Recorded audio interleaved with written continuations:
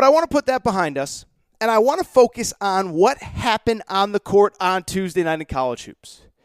And if you listen to this podcast, if you know anything about me, if you know anything about my background, you kind of know where I'm going to go with this segment.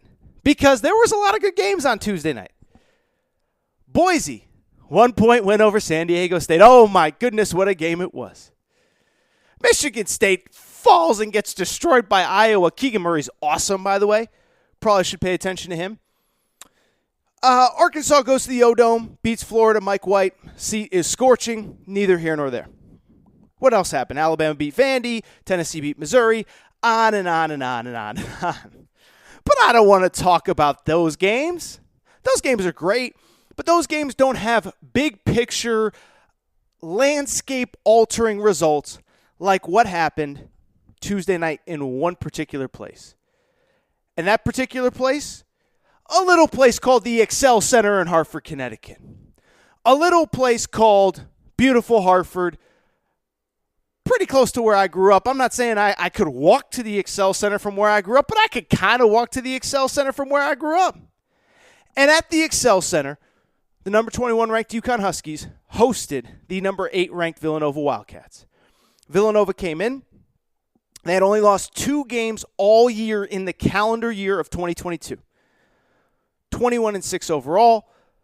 2 losses this entire calendar year. If my math is correct, I could be off by a little bit, but I think they were like 14-2 overall in the calendar year of 2022. They walk in. They have a lead. They have control. We're going to talk about all the logistics in a minute. They're up by 4 points with 20 seconds to go, but not today.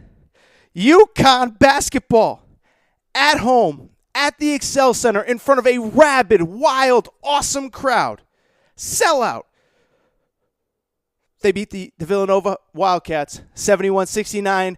They overcome a 4-point deficit in the final 20 seconds of the game to get a win in what was one of the most thrilling wins anyone has had all year. And I'm just going to say it. If you had any doubt if UConn basketball was back or not, bad news. UConn basketball is back, baby. UConn basketball is back. So let's get into it. Let's talk about it. And what I would say is this.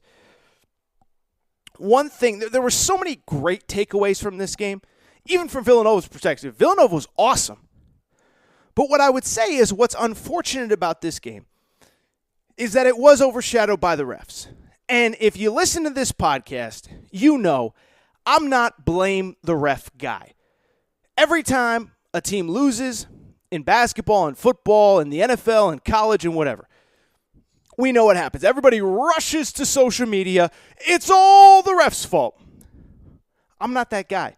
But what I will say was the refs were straight up abominable in this game. So I want to get to all the great things that happened on the court. I want to credit all the players on both teams. But the story of the game is the refs. For those of you who did not see it, the video is up on my social media page. But Dan Hurley, the UConn coach, got ejected from this game in one of the most absurd displays of just awful reffing that I have ever seen, okay? So early in the first half, tight game, intense game, Big East game. This one, they say the SEC, it just means more. UConn, Big East basketball means a lot too, okay? Super intense game, super tight game. UConn, one possession, gets 2, 3, 4 offensive rebounds. They can't get a bucket because every time they go up, it appears as though they get fouled.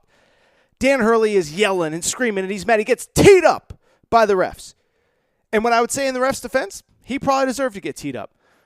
Then you know what happened? Dan Hurley steps away. He claps his hands. He turns around, and he starts firing up the UConn fan base. He turns around and starts waving his hands saying, let's go. Let's go.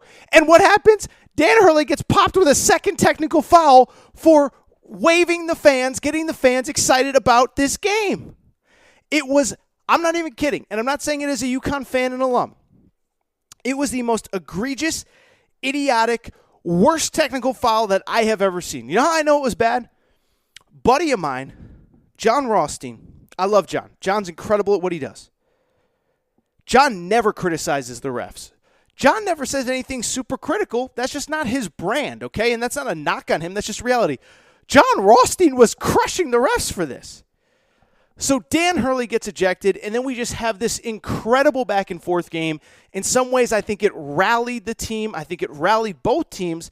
And what I would say was, I thought UConn was probably the better team for most of the end of the first half, early second half, mid-second half, late second half.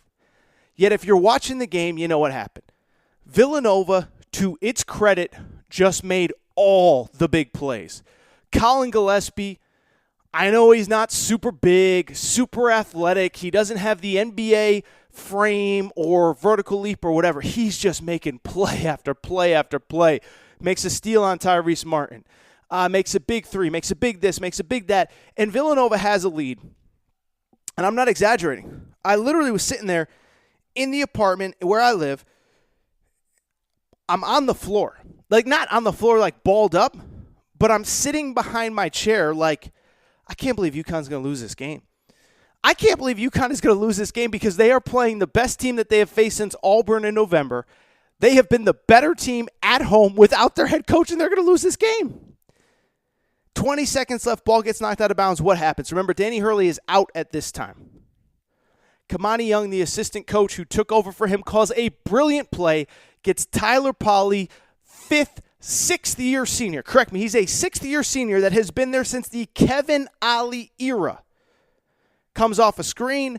UConn fans, you'll remember it was the Rashad Anderson play from back in 2006 when Rashad Anderson and Marcus Williams ran it to a T.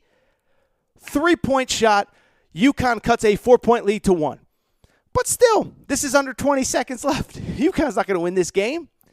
Then what happens? Inbound the ball to Colin Gillespie. He's trying to wrestle it away from whoever. I thought, and it goes back to the referees here, there was probably a foul.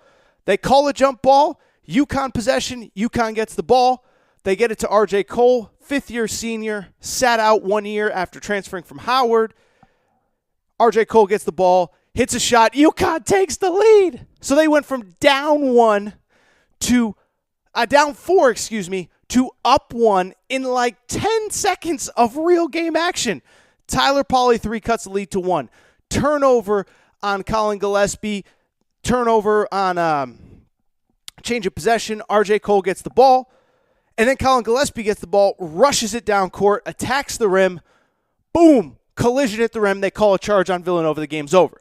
And so what I would say before we go anywhere and before we get into the big picture of what this means, first of all, UConn got the ball back, made free throws, they won the game.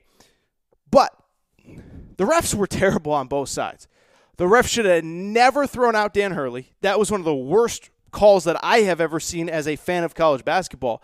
And then on top of that, 2 really tough calls go against Villanova in the final minute. And if a Villanova fan is mad, then a Villanova fan has every right to be mad. But the bottom line is that independent of how bad the refs were on both sides, by the way, the ref that called the tech on Dan Hurley, his name's James Breeding. Fun fact about him. I've interviewed James Breeding before. James Breeding was one of the referees for the 6 overtime game between Syracuse and UConn. So you talk about a little historic anomaly. How about that? James Breeding, one of the referees for the 6 overtime game for Syracuse and UConn. And so I bring it up because UConn gets the win.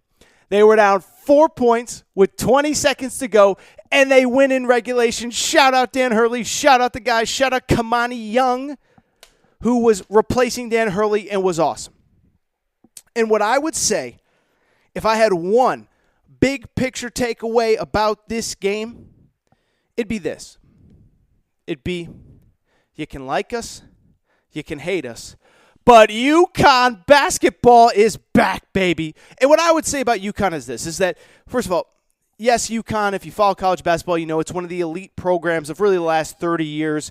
Credit to Jim Calhoun, built a monster from the ground up in stores in the late 80s and early 90s. But what I would also say is, over the last 4, 5, 6 years, it's been tough for UConn fans, right? Every program goes through it. It's never easy for anybody. Kentucky fans had Billy Gillespie. North Carolina fans had Matt Doherty. UCLA fans had whoever, Steve Lavin, Ben Howland, Steve Alford. Maybe Mick Cronin's finally the guy. Arizona fans had a bad year or two between Lute Olson and Sean Miller. And UConn fans had Kevin Ollie. And what's crazy about Kevin Ollie won a national championship in 2014. But after that, it was all downhill from there. Under Kevin Ollie, yes, he wins a national championship. Yes, UConn fans are forever indebted to Kevin Ollie, okay?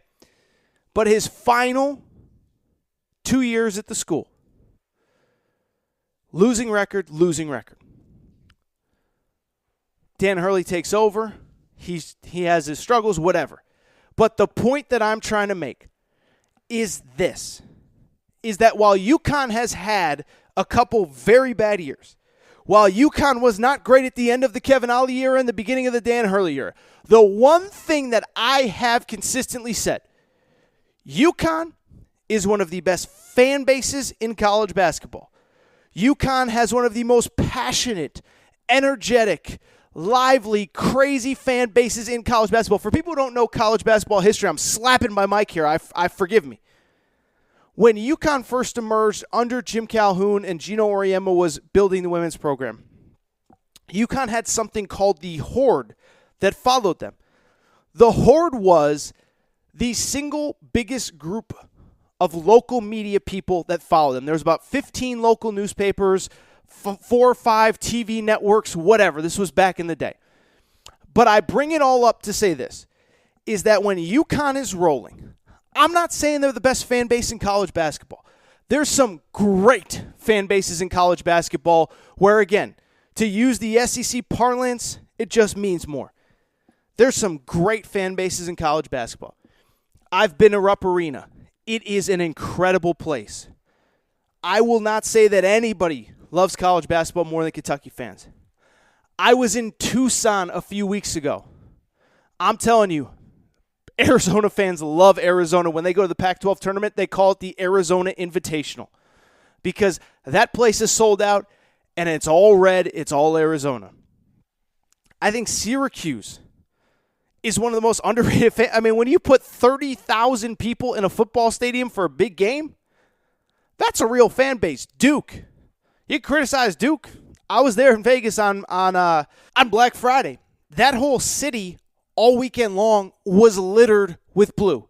Duke has a real fan base. Gonzaga has a real fan base. I'm not going to go on forever. But the point that I'm trying to make is this, is that when UConn is fully locked in, when UConn is fully ready to go, when UConn is operating at the highest level that it possibly can, I'm not saying that it's definitively the best fan base in college basketball. I'm not saying it's better than Kentucky. I'm not saying it's better than Arizona. I'm not saying it's better than Duke. I'm not saying it's better than North Carolina, Kansas, whoever I've forgotten.